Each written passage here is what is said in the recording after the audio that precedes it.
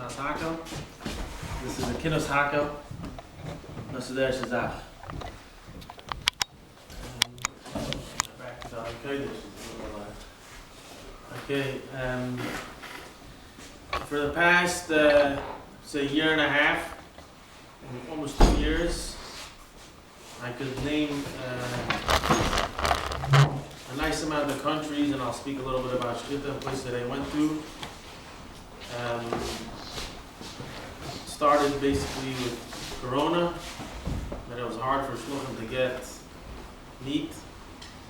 And the first shliach that called me was a shliach in Jamaica, and he told me it's getting hard, we need meat.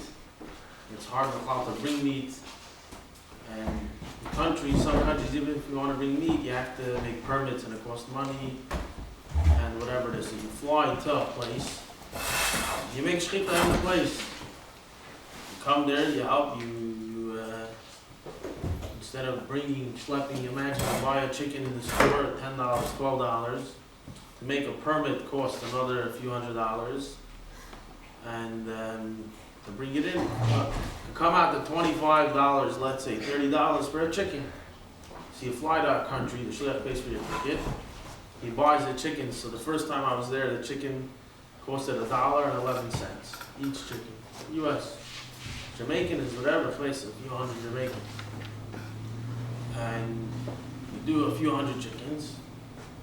The shliach has chicken for a year, whatever it is. Instead of making crazy, I'm bringing visas, I'm freezing chicken, I'm flying with chicken, whatever it is. I was buying once, I was buying twice, I was buying 3 times. I went to them a few times already. Baruch Hashem, it started with chickens. I came to them again, we did another chickens, we did also chef salach, behemoths. There's a country like that, for example, there is no shlach place. There's no place where they shech. There isn't. Even the guy that wants to buy, there's a live chicken, the guy takes it, he puts it on the table, he cuts the head, they skin it, they wash it, they give it to you as a. People buy like that. They want eggs, they go to the farm, they buy the eggs from the guy. It's a third world country. So, chickens, we did 3 times already. Each time was in another place. Every time, nachamais. It wasn't. You go up to the place, you think you're ready, you get to know the guy. No, the next time we went, it was in another place. The 3rd time, another. So I was just there, Hanukkah, and I said, I didn't just fly with the chicken challah, I flew with the chef salad knife and the behemoth knife. And so we're like, okay, we'll try, we'll get a hold of a guy or 2, whatever it is, and we'll get the chef salad behemoth. We found a guy that has the farm, and he gave us 3 sheep and a cow. 1 cow. The cow costed $1,200. And the risk is that if it's treif, sorry, but it goes to the garbage. You can't play around. Another risk, I'm speaking about one country, but I can mention India, Cuba, Chile, Peru, Cuba, just Ecuador, Dominican Republic, Nicaragua. I've been to all these countries, we did shechita in all of them. And this is in the best year and a half. I flew around from one to the next, 3 shluchim after the next. I was in Belize, I went on 3 flights, and again, every place is another maisa. So this guy gave us chef shlach, whatever it is. Again, it's you don't have everything that would take you in a shlach place. You do a shechita chick-chack, it's on the line of moose. It takes time, the goyim, they skin it, the behemoth. 3 guys are holding the behemoth. They're pushing the behemoth, they push it to the floor. They tied it to a trailer. I'm saying it's outdoors. So that's, you have 2 guys holding the head, another guy in the stomach of the behemoth. So it's trailer. That's these third world countries. That's how it's good that. I think the point is about we in countries like these and we're doing it here in about the poet who there's no proper slot. The Shechita doesn't have to do all the kashering and everything. Even here by Kapar, so Shechita comes, he shechts, he doesn't need to get involved. You go to a place, you're the Rabbi Makshir, the Shlech's relying on you, the responsibility's on you, and you have to tell the goyim what to do, and everyone's eating out of your flesh. You're feeding, if not hundreds, thousands. I was in India. I was in Delhi, which is the capital, and you started Shechita. So Shechita, before he does Shechita, he goes to mikveh. So there's a Shechita. Imagine all these places. Each time there's a nachamaisa to find the mikveh in some of these places. It's a story. Each place. India, I'm not going to say what we did to go to mikveh. I just rather not say, but we had to do mikveh, whatever it is, before Shechita. Shechita was 4 o'clock in the morning, and we slept in the plant and tried to figure out what we used for a mikveh in the plant. Whatever it is. We didn't want the goyim to know. It was a ganze mess. So India, we did 5,000 chickens one morning. He gave us a few hours. Started 4 o'clock in the morning. Supposed to start at 3. We didn't because I said I'm not checking until I go to mikveh. So we had to go find the thing, whatever it is. So it started an hour later, and there was another guy that flew from Eretz Yisrael. We knocked it off in a few hours. Every so often I went into the shlachos and the dikis, and he continued shefting. A few days later I went up to Kasol, which is a 14-hour bus ride by myself. Imagine an India bus. It smells, whatever, kids, it's a fail with a bunch of Indians on a bus. And you can't sleep, you can't nothing, whatever. The next day I'm shechting, we did 1,000 chickens over there in the mountains with a bunch of Indians. Kids, you go around, you go to places. Cuba was another place I went to Cuba, I flew to Florida. After Florida, I flew to Chile, I flew to Peru, flew back to Chile, and then I came back before Rosh Hashanah. This was in Elwa. Cuba was I think, for me, it was maybe one of the hardest places, especially Gashmias. The country, as a country, is a communist country, and it's very, very hard to be there to practice religion. I came in as becoming Ezagui, and you're not allowed to practice religion. They're very cultivated. It's one of the most communist countries out there. How they The shlich's not officially there, and I was there for 10 days, and in those 10 days he had to move, like from one place to another place. For a few days he was there, he moved everything on a truck to another place. We did a local minion, there's no address, there's a number, there's no address. Shabbos you're in one place, the next Shabbos you're in another place, so it's not easy being with the shlich and see what he's going through. I flew with the one suitcase, just the salt, because there's no salt. Like, no salt in the country. I come to the border, and they're like, who's bringing salt into Cuba? Like, people are trying to smuggle out. People don't have shoes and clothes. This guy's bringing salt. A full suitcase of salt. They're like, this guy's, not normal. So I told them I have a special diet. And I had to figure something out. I can't say, that's what I said, and it worked. Ever. In America, any other place, they're like, yeah, you're crazy. They opened it up to see that it's actually salt, and they opened up a few things, and they're like, okay, this guy's crazy. The knife you sent by mail? What? The knife you sent by mail? The knives I actually brought with me in the suitcase in They let Cuba. Once they opened up my suitcase, so I started helping them open up my suitcase. My knives are enclosed. I don't just leave them. So I took it and I put it outside. Shirt, that's it, like a towel, and they're looking in, and then help them pack my suitcase. I didn't need problems over here. The other places, how do you get your knives in? I always send it on there, but it's not like a problem to bring your knife in. Over there, you're not allowed to kill cows legally. Also in India, you're not allowed to kill cows. You did it. Well, You did it. How'd you do it? I didn't do anything illegal or whatever we did. I'm not going to speak about it. So, but still consider cows holy in India? Yeah. Holy cow. So, no, but in Cuba we did chicken and sheep. Cows, there's very little of them in Cuba, and a car has a license plate. In Cuba, the cow has a license plate. It's literally like they know exactly which cow who has, and everything is like written down. There's no sticking around, and they come check up on the person. So we were there. We did a shechita there, and it was very, very hard. And I don't just go to mikveh before I shech. I go to mikveh every day, and it gets complicated. There's no mikveh there every single day. To find a place.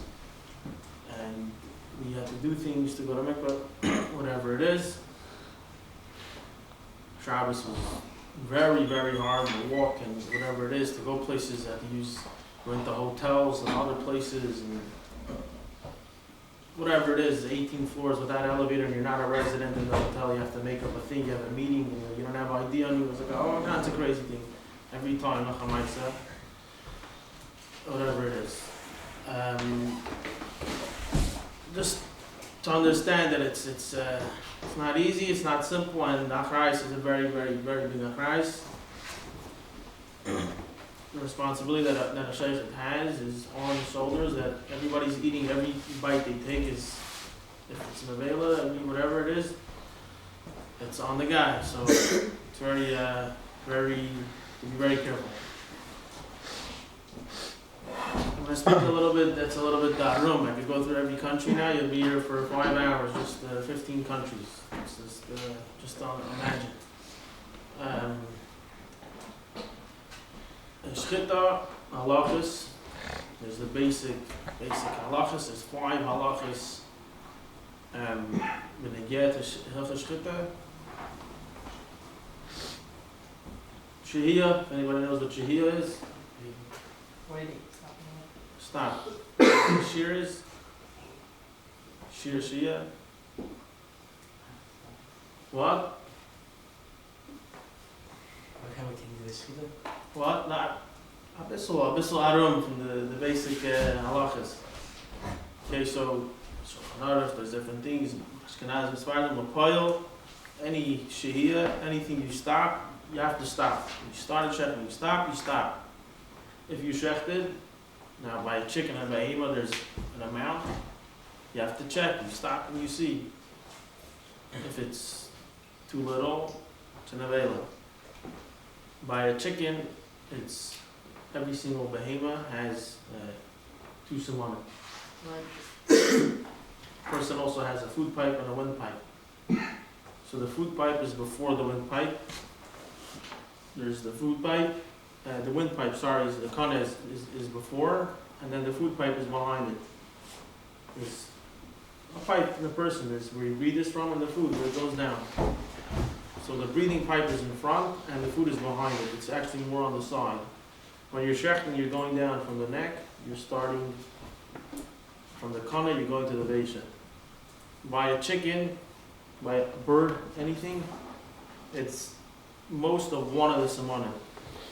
Most of one, if it's a kana, if it's a vesha, you went through most of one of them, it's kosher.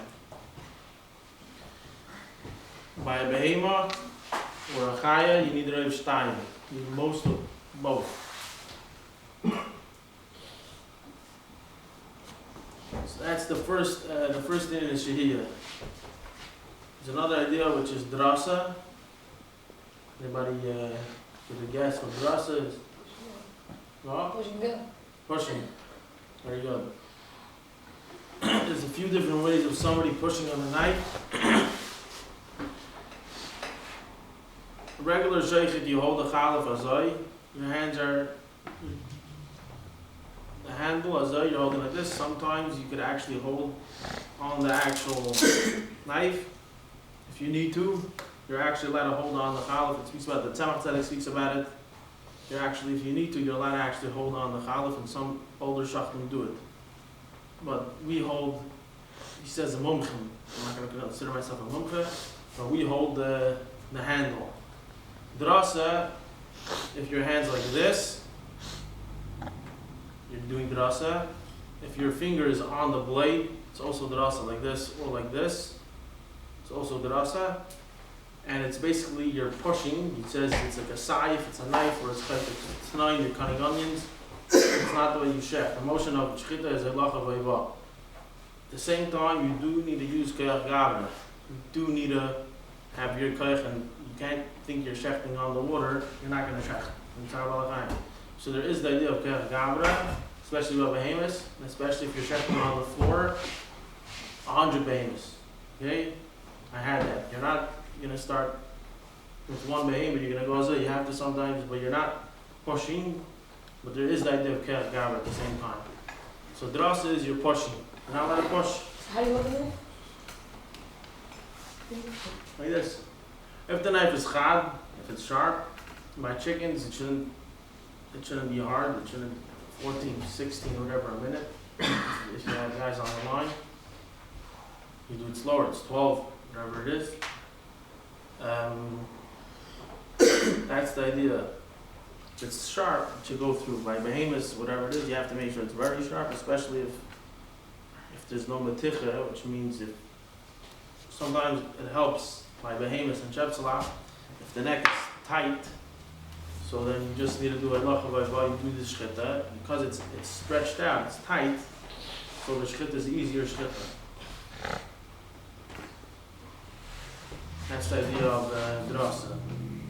There's the idea of Hagrama. Anybody could try to imagine what Hagrama means?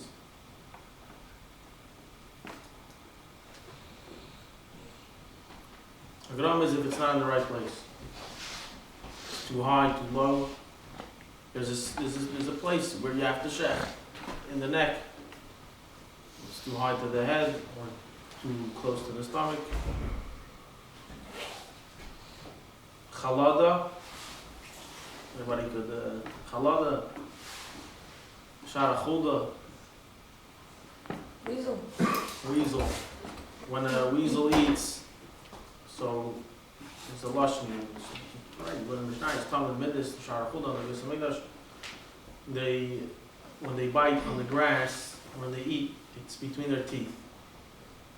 It's not like they're using their mouth; they're using lashon. Brings out they use the idea of a chuda. If you can't see the shechita, it's considered chalada. You have to see the shechita from the beginning to the end. Now, it can come into a lot of problems. You first need to see the shechita from the beginning to the end, what you're shechting. There's the iraisa, there's the rabbanon, there's safik the rabbanon, there's so many things. There's in shachar, you're wearing your talis, whatever, you're wearing your hat, and it falls onto the shechita while you're shechting. The problem, you're shechting and a bird flies in your face, in between. Whatever it could be. So you have to see. Blink. If you blink, everybody blinks. So you're not supposed to close your eyes, but if you blink, you blink. Okay, you're supposed to. But a basic thing he brings in Shulchan Aruch is if there's a lot of hair on the neck of the animal and it's covering over on the challah. It's not a God's crazy situation. There's hair on top of the challah. You're shechting. There's hair on top of the challah. No, nothing's supposed to be on top of the blade. Shmat and nothing.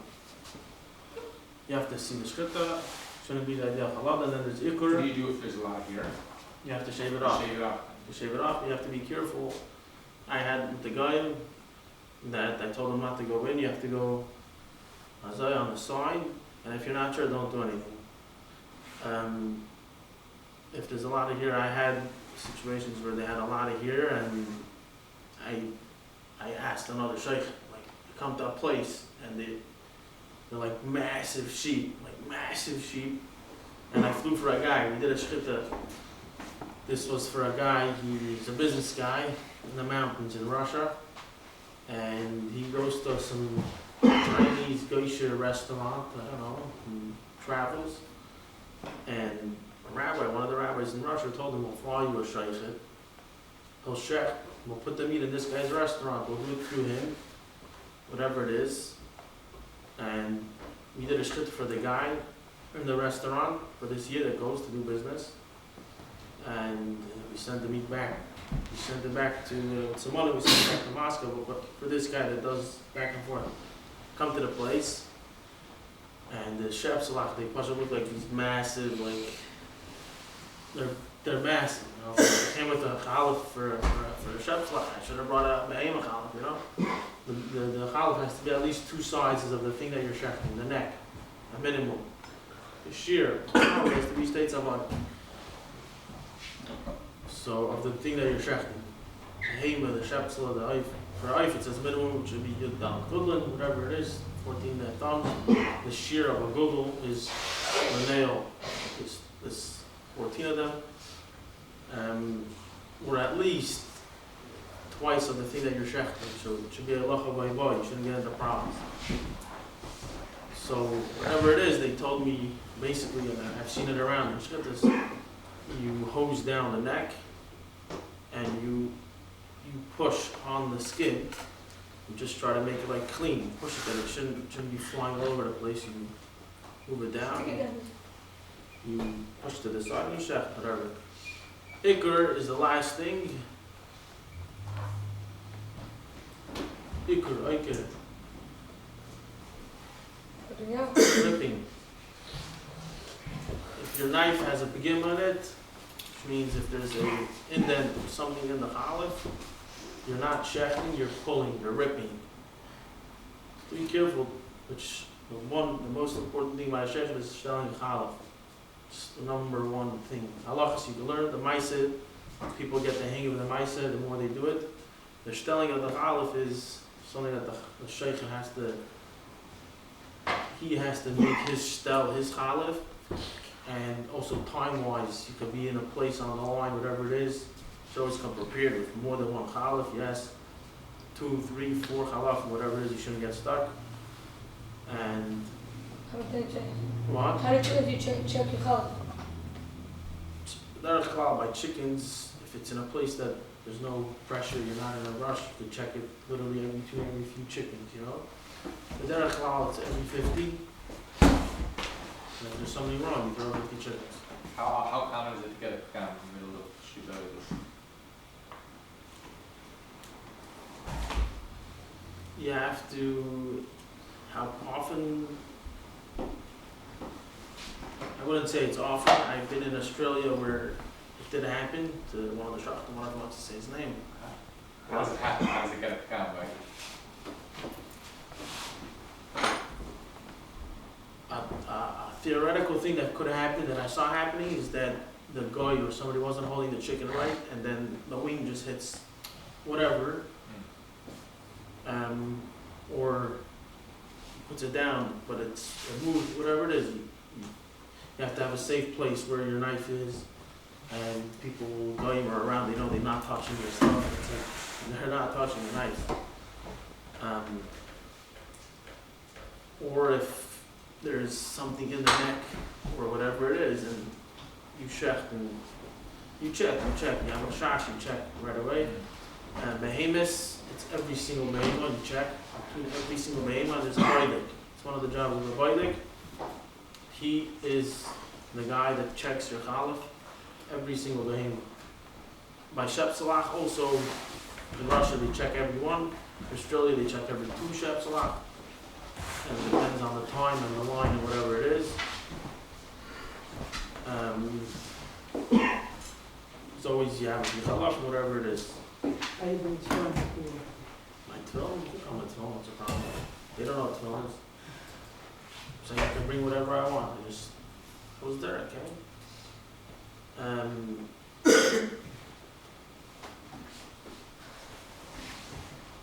Chassidus Shechita, the Rabbi Shechita, everybody they speak about the Rabbi Shechita, what makes you guys different, what makes you guys better, what's it?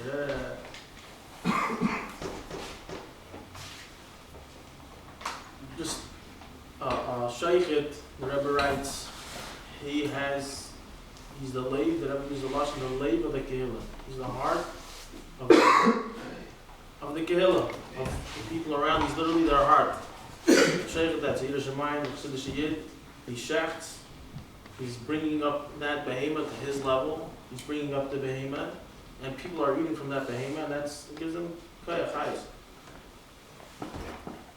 So that's one of the things that Shechit does achana. It's not Fidik Rebbe, just from Russia. It's not a butcher. You're not a guy that has a knife and you go kill behemoths. The behemoth has a life. The chicken has a life.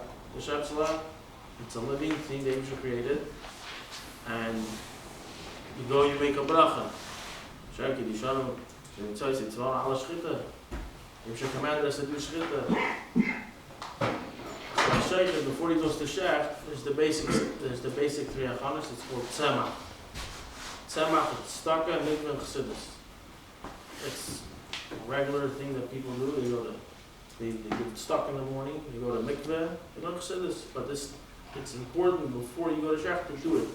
Every time you go to Shech, these are 3 inyanim. The Shechita has a beard, the Rebbe says to keep his beard. Sfardim, the Rebbe writes that for some of them it's a hitter if they don't have. Each person, if he is minion, you don't tell a guy, he's a Sfardim, you gotta know who he is. They have their halachas, and with Nikr is, there's different veins, and even after you do the Shechita, you can imagine, hey, we did a Shechita, you have a cow, 800 pounds, 1,000 pounds. Out of that, you're not getting that whole thing. And we take the front half of the behemoth. Who knows why we don't eat the back half? So the Rosh. It's with the Asha. Bracha. You say it once in the, before like you do the You do whole- once a day. Once a day? You do a bracha, you have in mind whatever's going to come is going to, you don't just say whatever's in front of me. Because if you didn't have it in mind, you're going to have to make another bracha if somebody else comes. You're having in mind that you're doing a shechita, even if you go out. For today, making a bracha, I'm having in mind whatever comes. Speak or something? If you don't have it, it's better not to, then it's better not to till the end, but it's almost impossible. Yeah. So, speaking about the Bible Shechita, Chassidus Shechita, it's very important. It's good mikvah and Chassidus, good staka, and you make a bracha. By behemoths, you don't do kisudam. It's interesting. By a chaya, by a tzvi, there you do kisudam. A chaya, you do, and a bird and a chaya you do. And nikr is the idea that there's veins and different things that you have to take out in the behemoth. There's blood, there's veins, there's also chela, fat, that it can be a problem to eat it. So you have to question, you come somewhere, you have to know which veins, which chela, what has to go. And so in the behemoth, take only the front half of the behemoth. And it's the first 11 ribs. For the behemoth, the tongue, the cheeks, it's kosher. The back half, we don't eat. By a chaya, the whole thing is kosher. Chaya is different. It's just chayla, there's certain things you have to take out, nekar. So you take out that? The Sfardim eat. By a behemoth, they eat the whole thing. But they have a Masaida and they have a nikr. They have a Masaida that they believe that they know what to take out and they eat the rest.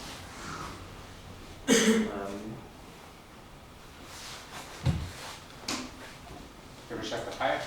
I did not check the chaya, no. Halachas, you have to know. In case in Russia there was a situation that they did check the chaya. I learned Shechita by Rabbi Kobi, the head sheikh, top sheikh in Russia, and a big Obama said it's nefesh, Kodesh Yid, and the Rebbe used a lashon on him, a tzaddik. The Rebbe used those words, and he came to the Rebbe for Yechidus. He was there for 3 hours and 10 minutes, him and his wife. And the Rebbe said, if you don't sit down, I'm not going to sit down. Like, the Rebbe said, sit. He brought a chair, he was there. And Yechidus started in Yiddish, and then it turned into Russian. I would say, because people were by the door, so whatever the Rebbe, whatever it is, the Rebbe spoke to him. And he has a ton of crazy stories, Eliyahu with Shechita and different things. And his life is Shechita fleish. So he has Wachram that come to his shop, he sits in the room, he sheet a guy's Shechita, he has chaver that pay for your flight, you're there, shliach, you go to your Shechita, and then you go around, you go to help people, Baruch Hashem. He had a Maisa that he had the Shech on Shabbos, it happened, he had a Maisa that the Shech there was a year later, someone had to give birth, and whatever.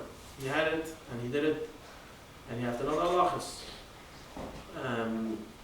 Chaya, deer, they did it in Russia. They flew on a helicopter to a forest, and they did tracks. They caught some deer, They shechted them, they brought on the helicopter, they brought it back.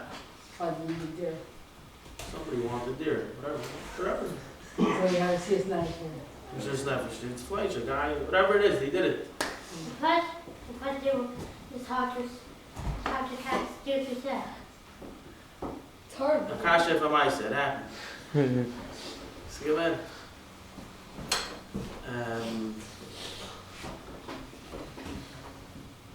So he actually got he asked Paula, he did it by the phone the Moiten, which got from Moshe Feinstein. So we're just a few generations out of the Yeah, from where I in Russia?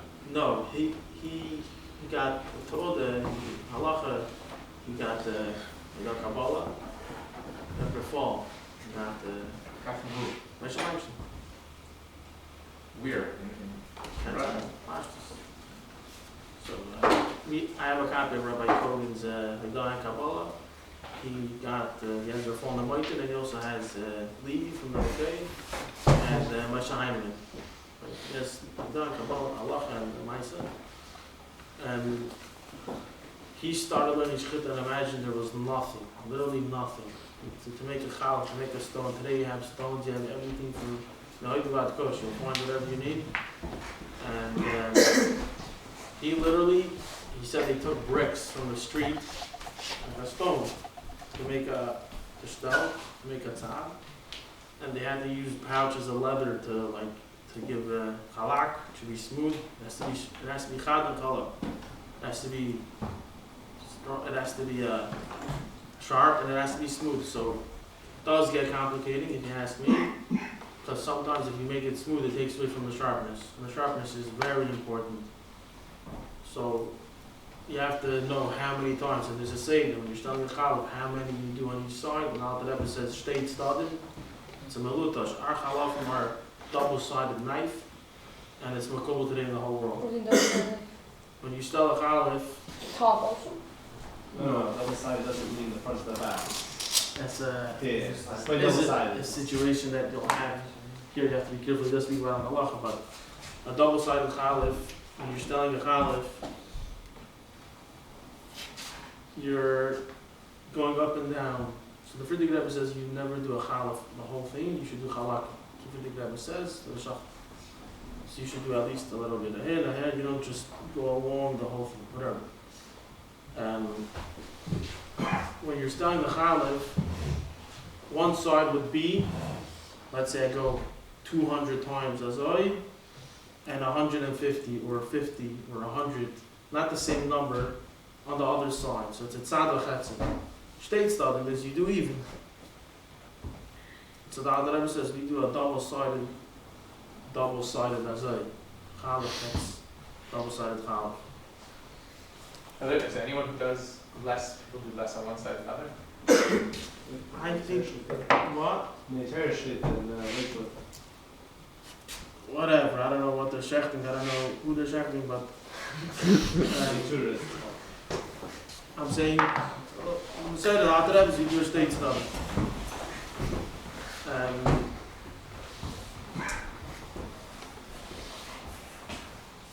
The Achrayas, I just have to say it and emphasize, but it's a very, very massive responsibility. It's not the same thing as with anything in Kiddush. You start learning a lot.